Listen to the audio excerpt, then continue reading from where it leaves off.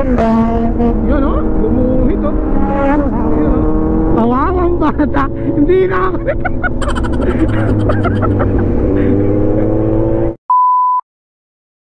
So yun guys, ito yung kasama natin ngayon mag-ride papuntang Kabyang.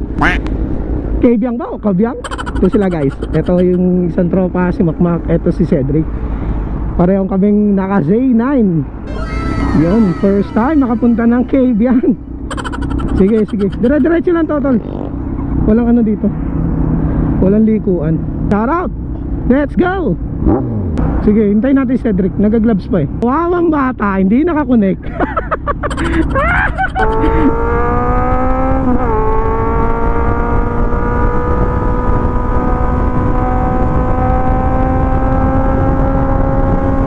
Ganda ng panahon guys. Ang sarap mag-ride ngayon. Hindi totoo yan. Oh, tara guys. First time sa intercom. What? First time sa intercom, first time sa ride dito sa Kabyang. Kawawa yung isang tropa guys. Oh, hindi nakakonect. Hindi naka-cardo eh, naka-cardo duo. Hindi namin alam kung paano i-connect yung cardo.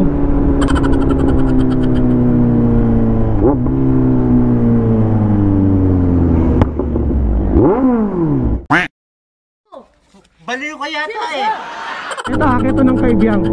Ganyan to, lakit yan. Shout out!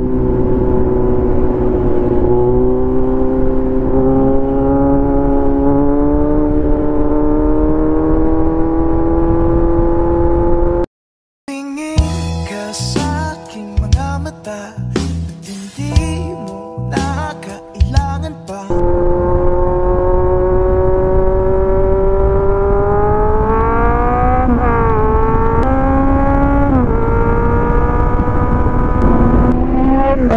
Yun o, gumuhit o. Yun o.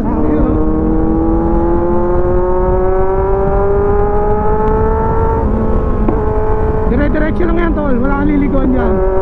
Sasabihan naman kita pag liligo na eh, pero diretso ka lang. Kawawang bata, hindi na ako.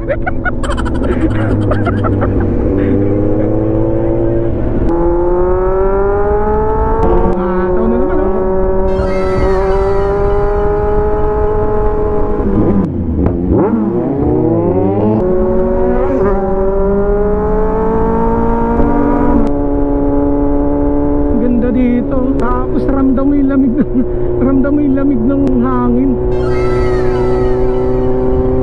Uy ay ay. So ayan guys, malapit na tayo ngayon sa Kabyang. So sa mga hindi pa nakakapunta ng Kabyang, ito yung daanan papuntang Kabyang. Meron paakyat, merong pababa. Tapos dahan-dahan pa rin kasi maraming mga twisties dito eh na hindi ko rin kabisado. Ayun, nagdadahan-dahan pa rin kami kasi maraming nag-overshoot pa rin dito kahit na sabihin mong ganito lang yung daan dito. Pero di ba guys, napakaganda ng ano dito sa Kabyang kasi napakaaliwalas dito. Kaya marami nag-ride dito guys. Sabado o kaya linggo, marami na rin nag-ride dito sa lugar na to. Tapos guys, marami rin nagbabike dito. Ito sila, tingnan. Tapos ayun, nakabike na nga pala kami dito dati guys. Ito yung picture ko nung nagbike kami dito. Mula sa Imus hanggang dito sa Kabyang, inaabot kami ng 3 oras yata. Tapos pagbalik namin, parang ayaw namin magbike. Kasi sobrang taas. Ito yung akyat guys. May mga uphill tapos may mga downhill din naman. Siyempre mas masarap pag downhill kasi hindi ka na magpipidal. Tapos ayun, dahan-dahan lang tayo dito lagi kasi may mga bangin dito. Ayun, may mga bangin. Ang lalim yan.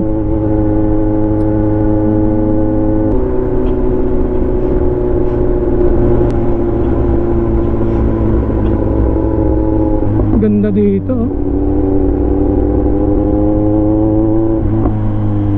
Yun lang. Ito yung malalim talaga na part na babaan. Tapos pagtapos ito malapit na yata eh.